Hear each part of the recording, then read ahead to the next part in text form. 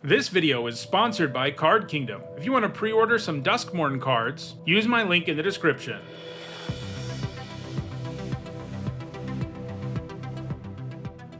Hi everyone, I'm Neatsahone, and in this video I'm continuing with my Duskmourn limited set review. Over the next week or so I'll be evaluating every single card in the set to get you ready for your pre-release or the release of the set on Magic Arena. So far I've looked at the multicolored and colorless cards, and now we're continuing with white. For each of these cards I'll discuss how I think they'll perform in limited, that means draft and sealed, and I'll punctuate each evaluation with a letter grade. If you're new to my set reviews and unsure of what my letter grades mean, you can find a guide in the description for this video.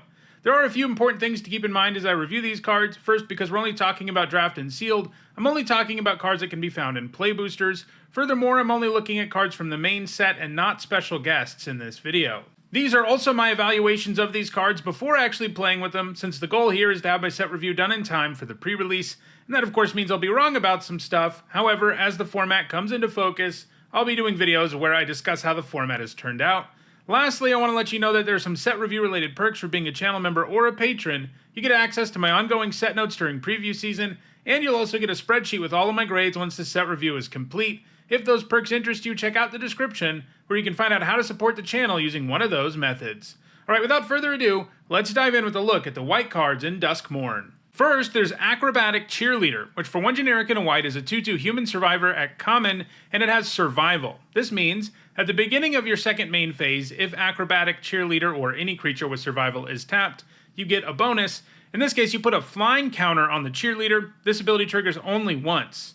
A 2-mana 2/2 is kind of below rate these days, and this surviving combat and gaining flying is far from a foregone conclusion, but if you're on the play and this is your 2-drop, your chances of pulling it off go way up. There are other ways to tap it too, and if you can effectively play this as a 2-mana 2/2 with flying, it gets a lot better, since it'll be relevant all game long, if you can always find a way to give it flying, that is, even when you get it late. All of these survival creatures are pretty good when you back them up with combat tricks too, because your opponent's going to try to trade with them or whatever, and then you win combat and get your survival trigger. All that stuff that white decks like to do anyway. I think this is solid. I'm giving it a C. Next up, it's Cult Healer, which for 2 generic and a white is a 3/3 human doctor at common. It's got Eerie, and that means whenever an enchantment you control enters and whenever you fully unlock a room, you get some bonus. In this case, it gains lifelink until end of turn. A 3-mana 3/3 that always has lifelink would be great. That's just a very good rate, and it makes for a creature that can alter a race surprisingly quickly. It's a great creature to augment and all of that kind of thing. This doesn't always have lifelink, but I think it'll have it pretty often in many white decks, so I think it's a C+. Next up, it's Dazzling Theater and Prop Room. This is an enchantment room, and it says, you may cast either half. That door unlocks on the battlefield. As a sorcery, you may pay the mana cost of a locked door to unlock it. In other words, when this is in your hand, you can choose either side and cast it that way with that side's effect in force. And then later in the game, you can pay the cost of the other side to get that part too. And to fully unlock a room like we saw in Eerie, you have to have both sides unlocked. So the Dazzling Theater side costs 3 generic and a white, and it gives creature spells you cast Convoke. And the Prop Room side says, untap each creature you control during each other player's untap step. It's a rare, by the way. So, this isn't very good in limited. Giving your creatures Convoke isn't even close to being worth the card, and untapping your creatures isn't really a big deal either. This is a little better in this format than it would be in most of them because of survival, because this gives you a way to tap your creatures without having to attack with them, but the effect here still seems really weak overall. I think it's an F. Next up, it's Dollmaker's Shop and Porcelain Gallery, another enchantment room. This one's a mythic rare. The Dollmaker's Shop side costs 1 generic and a white, and it says whenever one or more non-toy creatures you control attack a player, create a 1/1 white toy artifact creature token. The Porcelain Gallery side costs 4 generic and 2 white, and it says creatures you control have base power and toughness, each equal to the number of creatures you control. The Dollmaker's Shop side of this is already pretty potent. I mean, it's not great if you're behind, but at parity or if you're ahead, you're going to get a toy token on most turns, and that's a pretty good advantage. The Porcelain Gallery side is more situational, but if you've gone wide enough, which obviously Dollmaker's Shop can help you with, it can just end the game when you unlock it late. This is a powerful room that can really help you snowball early and win the game late, and that makes it hard for it not to be really good. It is a little bit of a win more card because if you're behind, it's pretty bad, and I think that keeps it from being a full-on bomb, but I think it's a B+. Next up, it's Emerge from the Cocoon, which for 4 generic and a white is a common sorcery. It says return target creature card from your graveyard to the battlefield, you gain 3 life. The black-white deck in this format is a Reanimator deck, so this 5-mana sorcery speed reanimation spell is probably going to be better than it would usually be, which is not very. The reason being that it's always hard to consistently feel like you get a good deal when you pay that much mana, even with the life gain to sort of help you feel better about it. Normally this would be a D+, but I'm going to start it at a C with the assumption that you actually want one of these in black-white decks. Next up, it's Enduring Innocence, which for 1 generic and 2 white is a 2/1 enchantment creature, Sheep Glimmer at rare. It's got lifelink, and whenever one or more other creatures you control with power 2 or less enters, draw a card. This ability triggers only once each turn, and when Enduring Innocence dies, if it was a creature, return it to the battlefield under its owner's control. It's an enchantment, and as a reminder, text tells you it's not a creature. In other words, when this dies, it comes back with the enchantment effect that lets you draw extra cards when creatures with power 2 or less enter on your side of the battlefield. So the base stat line here is bad. A 3-mana 2/1 lifelink is rough, but this gives you some real value even if it dies right away since it comes back as an enchantment, and this one's pretty legit. The red-white deck in this format is specifically interested in power 2 or less creatures, but this will also trigger off of Manifest Dread, a prominent mechanic in the format. It'll trigger when you make creature tokens, which there are plenty of in the format, and, just naturally off of all of your power 2 or less cards, which you're going to have some of, even if you're not in red-white, obviously. I think this looks pretty strong overall. I'm giving it a B+. Next up, it's Ethereal Armor, which for 1 white mana is an uncommon enchantment aura with enchant creature. Enchanted creature gets +1/+1 for each enchantment you control and has first strike. This is a pretty sweet reprint, and this format has lots of enchantments and a decent number of artifacts too, so you often spend only 1 mana on a massive boost, and that combined with first strike makes a creature quite formidable and probably gives you a really good attack almost no matter what. And even on its own, it offers +1/+1 in first strike, which isn't great, but it's kind of a passable floor. It is still an aura, and those are risky when they don't have some way to counteract the possible 2-for-1, and while this is efficient, it's not quite going to get there all the time. If you can put this on something that can't be blocked or that has lifelink or of course hexproof or ward, things get way more interesting. It's also a cheap way to trigger Eerie, which can soften the blow of potential 2-for-1s because you'll have gotten some value out of it. Overall, this format does look well positioned for it. It's going to offer a huge boost pretty efficiently, especially in a deck like blue-white, giving it a C+. Next up, it's Exorcise, which for 1 generic and a white is an uncommon sorcery. It says exile target artifact, enchantment, or creature with power 4 or greater.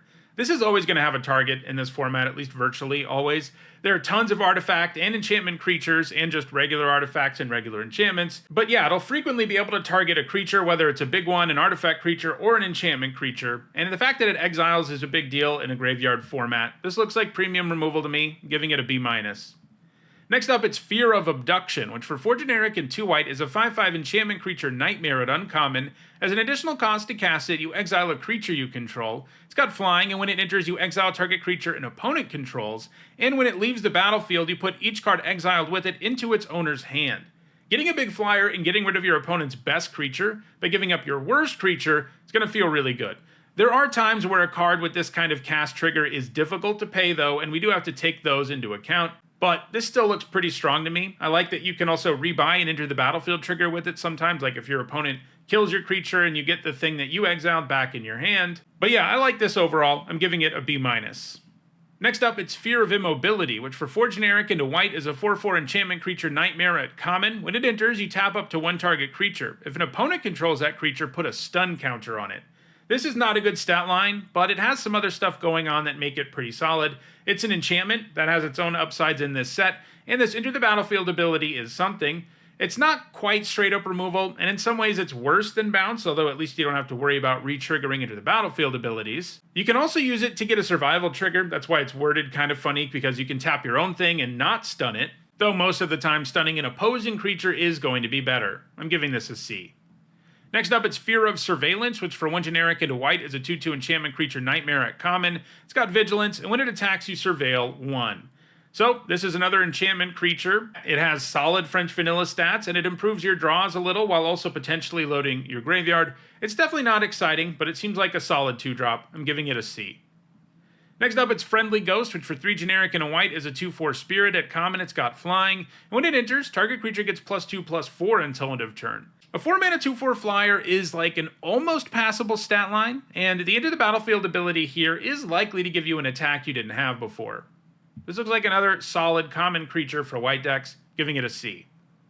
Next up, it's Ghostly Dancers, which for 3 generic and 2 white is a 2/5 spirit at rare. It's got flying. When it enters, you return an enchantment card from your graveyard to your hand, or unlock a locked door of a room you control, and it has Eerie. Whenever an enchantment you control enters, and whenever you fully unlock a room, create a 3/1 white spirit creature token with flying. This looks really great. Sometimes when you cast it, you'll immediately get a 3/1 white spirit creature token with flying, like if its ability allows you to fully unlock a room. That's when it's going to feel the most absurd, because then you're paying 5 mana to unlock a room for free and get some effect from that, and get a 3/1 flyer and a 2/5 flyer. It's not always going to line up that way, but it is usually going to get you something back from the graveyard. There are lots of enchantments and enchantment creatures in white, so you'll probably even get back a creature, which is especially valuable. So you're starting off with a pretty easy 2-for-1, and if you're allowed to untap with this and play, you're going to play that enchantment on your next turn, get a 3/1 flyer, and things are just going to go crazy from there. This Eerie trigger is just incredibly strong. So you get absurd value out of this card. It's a 2-for-1 up front, and it can snowball into a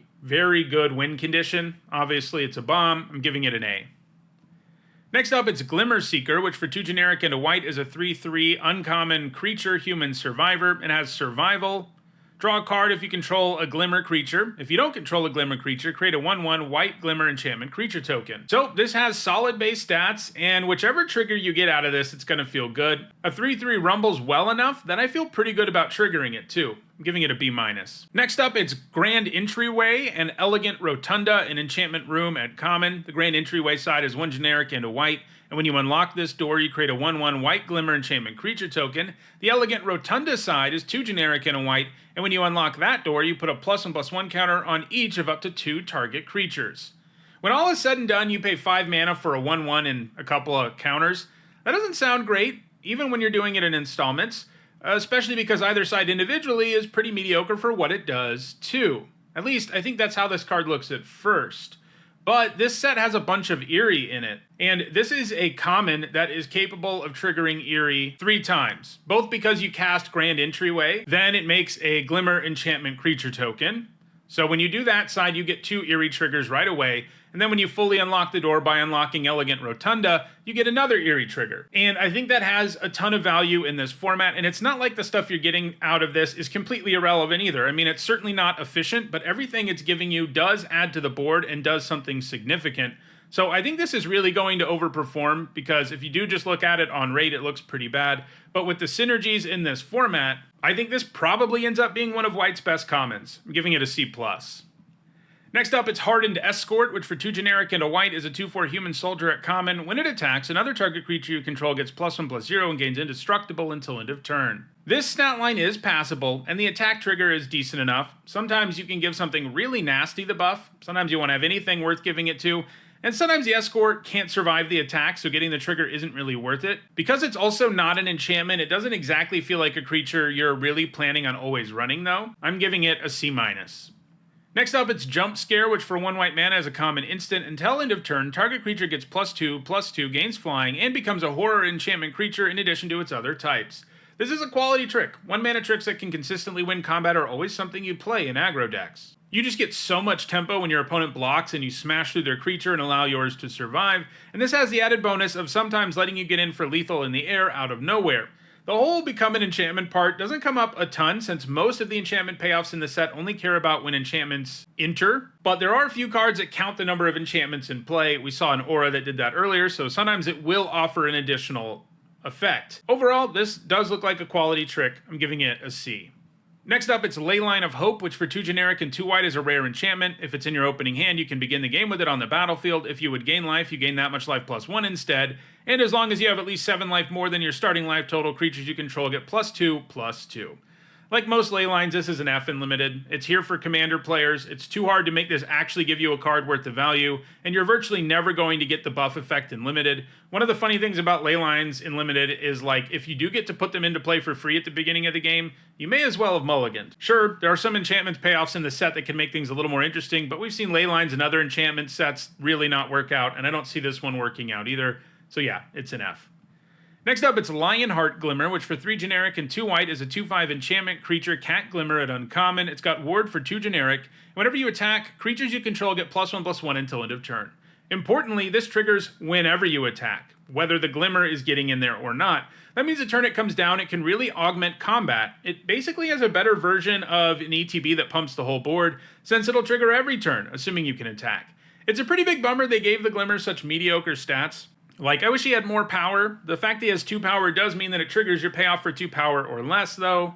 But this stat line is pretty rough. Still, that attack trigger is legit. It usually means the Lionheart Glimmer is going to come down and immediately impact the board. And obviously it buffs itself too, so once it can start attacking, it's going to attack as a lot bigger than just a 2-5. I'm giving this a C+.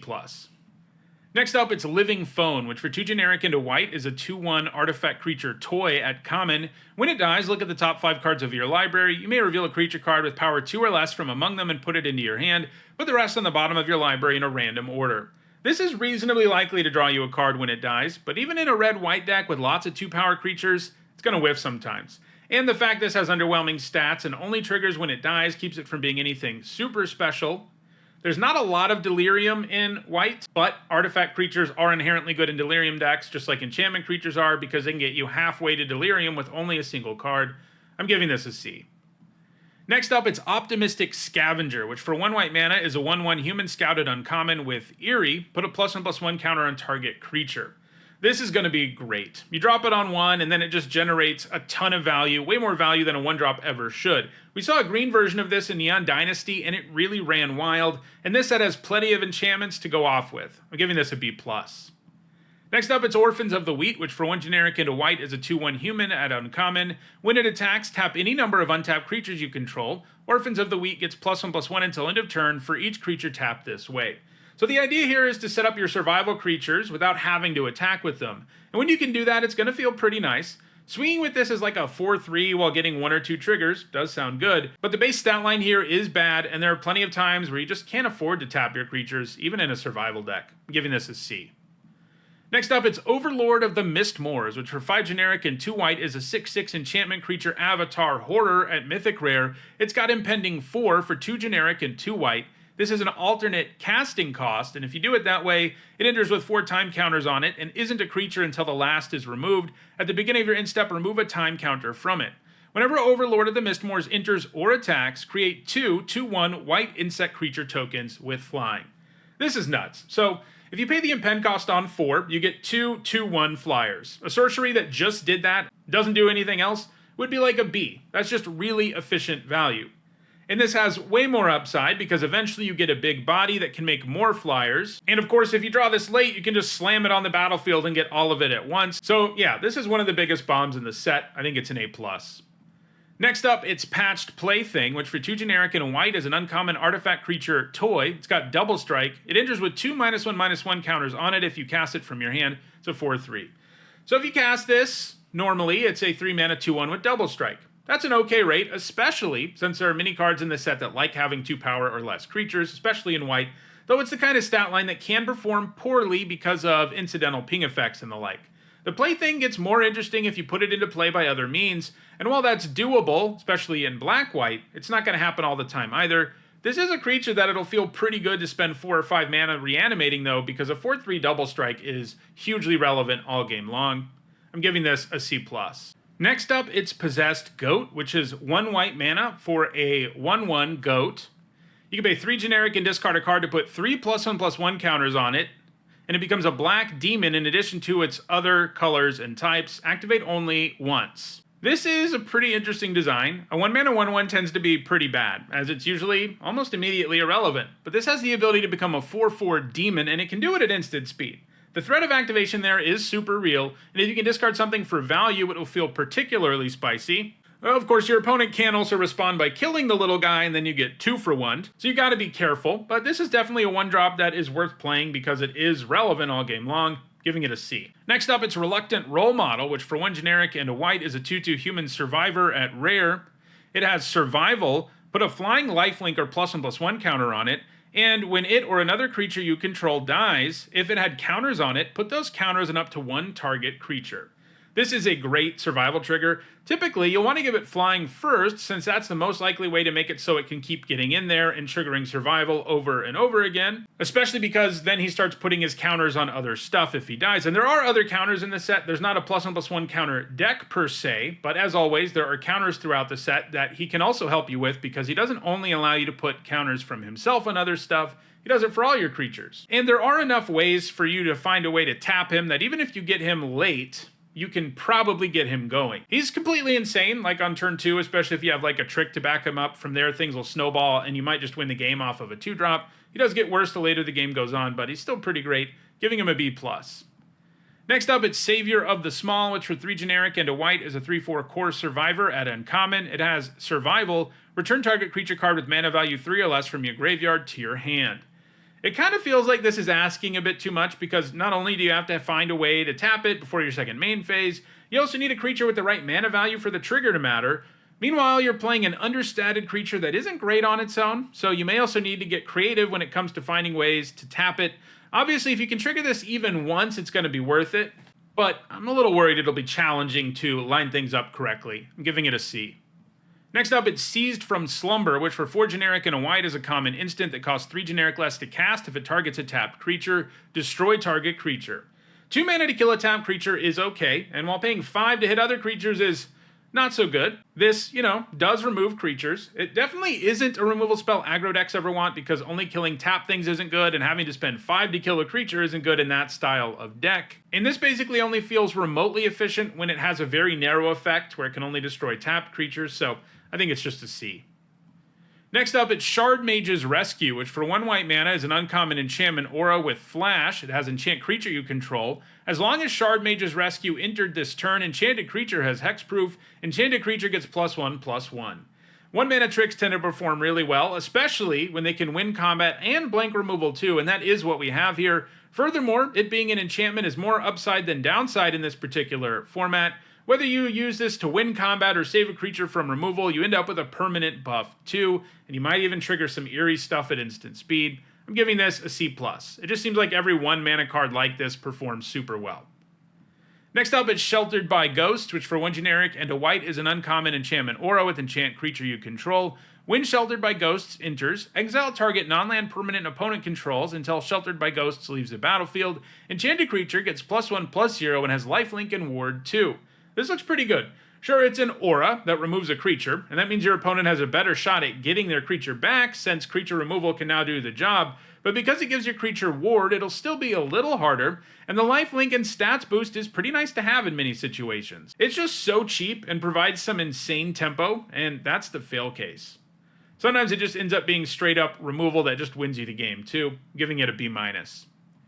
Next up, it's Shepherding Spirits, which for 4 generic and 2 white is a common spirit at flying. It's got plane cycling for 2 generic. The land cyclers that cost 2 generic haven't been that impressive in the past, and I don't think they're going to be great here either, although they do have the potential to set up Delirium, or if we're talking about white, this is potentially something you can cycle away on 2 and then reanimate on turn 4, which feels pretty good, though. It doesn't feel completely busted or anything either. And if you have to cast this normally or plane cycle it and not get any value out of it being in the graveyard, it feels really mediocre. I'm giving it a C-. Next up, it's Split Up, which for 1 generic and 2 white is a rare sorcery. It says choose one, destroy all tapped creatures, or destroy all untapped creatures. This is pretty cool. Obviously, you can make the choice that hurts your opponent the most and hurts you the least. It's not completely insane because you don't always have that much control over what your opponent has tapped or untapped, but you still get to decide when to use it, and you do have a lot of control over whether your stuff is tapped or untapped. So the floor here is that it's like a medium removal spell, and the ceiling is like a one-sided wrath. I'm giving it a B+. Next up, it's Split Skin Doll, which for 1 generic and a white is a 2/1 artifact creature toy at uncommon. When it enters, draw a card, then discard a card, unless you control another creature with power 2 or less. This looks good to me. A 2 mana 2/1 that rummages on ETB is like solid, especially in a set with the Reanimator deck in white. And just turning this into a straight up 2-for-1 isn't going to be a huge challenge, though consistently having it do that on turn 2 will be a little tricky. but it still looks pretty good. It can help you set up the graveyard early, and then in the late game, it's usually going to be a 2-for-1, giving it a B-. Next up, it's Surgical Suite and Hospital Room, another enchantment room. The Surgical Suite side costs 1 generic and a white, and when you unlock it, you return target creature card with mana value 3 or less from your graveyard to the battlefield. The Hospital Room side costs 3 generic and a white, and it says whenever you attack, put a +1/+1 counter on target attacking creature. If you have something to get back with Surgical Suite, this will feel like a good investment, since you're doing okay with your 2-mana card that actually added to the board, and then later in the game you get a nice bonus effect when you have the time to unlock the room, or if doing so gives you a really good attack or something. Casting it the other way isn't terrible, like if you have it and you play a 2-drop creature on turn 2, and then a 3-drop, and then the room on turn 4, it's going to feel pretty solid too, and then later you can reanimate something. It's a little too hard to always have this impact the board significantly though. Both sides are kind of situational about how meaningful the effect is, so I think I'm going to start it at a C. Next up, it's Toby, Beastie Befriender, which for 2 generic and a white is a 1/1 legendary creature human wizard at rare. When it enters, you create a 4/4 white beast creature token with, this creature can't attack or block alone. And as long as you control 4 or more creature tokens you control have flying. 3 mana for a 1/1 and a 4/4 is a great baseline, even if that 4/4 can't do much on its own. This set does have a decent number of tokens in it, so you'll be able to give your tokens, including this 4/4, flying on occasion too. This looks pretty good, giving it a B+. Next up, it's Trapped in the Screen, which for 2 generic and a white is a common enchantment with word 2. When it enters, you exile target artifact, creature, or enchantment an opponent controls until Trapped in the Screen leaves the battlefield. So we just saw Banishing Light in Bloomburrow, and it was only a solid removal spell. So at first you might not want to get super excited about this. That said, adding Ward to the mix is certainly an upgrade, and being in a format where enchantments really matter is an upgrade too. I may end up regretting it because of how Oblivion Ring-like effects have been playing out lately, but I'm willing to start this at a B-. Next up, it's Unidentified Hovership, which for 1 generic and 2 white is a 2/2 artifact vehicle at rare. It's got flying, and when it enters, you exile up to 1 target creature with toughness 5 or less. When Unidentified Hovership leaves the battlefield, the exiled card's owner manifests Dread, and it has Crew 1. This looks really strong. I mean, it's not the most impressive vehicle ever when it comes to its actual stats, but I'd play this even if it wasn't a vehicle, because it's a pretty good removal spell. But throw in the fact that this can easily be crewed and attack for 2 at a time, and the fact that there are lots of cards in this format with survival, and we're talking about a card that will feel like a removal spell in a value engine pretty often. Furthermore, you don't even ever give your opponent their creature back. They do get the card back, worth the value if they ever get rid of the Hovership, but Manifesting Dread, on average, is going to be worse than what you remove. So this looks like a bomb to me. I'm giving it an A-. Next up, it's Unsettling Twins, which for 3 generic and a white is a 2/2 human at common. When it enters, you manifest Dread. This means you look at the top 2 cards of your library, put one onto the battlefield face down as a 2/2 creature, and the other into your graveyard, turn it face up anytime for its mana cost if it's a creature card. This looks great to me. It's 4 mana for 2 2/2s. That's always a playable card in Limited. But Manifest Dread is so much more upside than a normal 2/2 because you get some card selection, you load the graveyard a bit, and you might get a 2/2 that can become something bigger later. This also triggers all the cards that key off of 2 power or less entering the battlefield twice. It's just a good rate, and it has tons of upside in this format. I think it's one of White's best commons. I'm giving it a B-. Next up, it's Unwanted Remake, which for 1 white mana is an uncommon instant. It says destroy target creature, its controller manifests Dread. It is a hilarious reference to them rebooting horror movies too often, but it's also unwanted in Limited. It's particularly bad if you try to use it as removal, since you 2-for-1 yourself, and you might even get blown out even harder because of Manifest Dread. Using it on your own creature can get kind of interesting, like you destroy your own creature in response to removal, so you hold on to a body or something, but that style of card never works out in Limited either. You might be saying, well, you just said that that vehicle that lets my opponent manifest Dread is really good. Why isn't this pretty good too? Well, that's because that vehicle adds to the board. It doesn't always manifest Dread for them, so it does a whole lot than just like remove a creature and manifest Dread. And there are always people who see this kind of card and they're like, but it's so efficient, it's gonna be worth it. But I can tell you that it's not. Every time we see a card like this, it just isn't worth it because you 2-for-1 yourself. You don't trade 1-for-1 with their creature. It's easy to imagine the scenarios where you kill their bomb with it, and that if that's what this was always doing, sure, it would be a lot better, but you have to have this in your hand when you have opposing creatures that you need to kill, but giving your opponent a Manifest Dread is like 80% of the value of the creature you want to kill. So this kind of card always is unplayable. It's an F. Next up, it's Veteran Survivor, which for 1 white mana is a 2/1 human survivor at uncommon. It has Survival, exile up to 1 target card from a graveyard, and as long as there are 3 or more cards exiled with Veteran Survivor, it gets +3/+3 and has hexproof. This feels pretty good on 1, and while it has potential to get bigger later, I wouldn't count on the Survivor surviving combat enough to pull that off all that often. It does get interesting if you have multiple ways to tap it without attacking, though, giving it a C. And our last card is the Wandering Rescuer, which for 3 generic and 2 white is a 3/4 legendary creature, human samurai noble at mythic rare. She's got Flash and Convoke and Double Strike, and other tap creatures you control have hexproof. She might not be a planeswalker anymore, but this is an insane card. The idea here is to convoke her into play, which means you tap your creatures at instant speed, giving them hexproof out of nowhere. So that might allow you to blank a removal spell while adding a 3/4 double striker to the board. And that 3/4 double striker, even if it doesn't set up so that you get to blank a removal spell, she's going to be able to ambush block just about anything and survive. Getting a 2-for-1 with her is easy, and a 3-for-1 is well within the realm of possibility. She's a bomb. I'm giving her an A. So those are all the white cards in Duskmourn. In the next video, I'll look at all the blue cards. If you enjoyed this video, please like it and share it so that others can enjoy it too. If you want to make sure you catch future videos, including the rest of this set review, don't forget to subscribe and turn on notifications. And if you want to get some set review related perks, you can do so by becoming a channel member or a patron. You can find ways to do those things in the description. Thanks for watching.